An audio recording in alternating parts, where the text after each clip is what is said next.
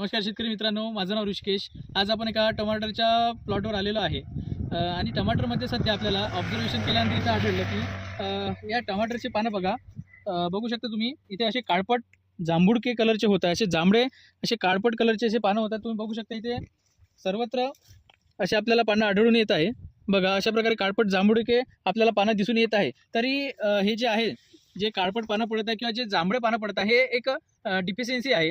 ते म्हणजे एक फॉस्फरसची आपण याला डिफिशियन्सी म्हणू शकतो। फॉस्फरसची डिफिशियन्सी आहे। आता शेतकऱ्यांचा प्रश्न असा पडतो की आम्ही खालून इरिगेशन थ्रू किंवा ड्रिप इरिगेशन थ्रू जे वेगवेगळ्या प्रकारचे खतं सोडतो, वॉटर सोल्युबल सोडतो, त्यामध्ये फॉस्फरसचे घटक सोडतो।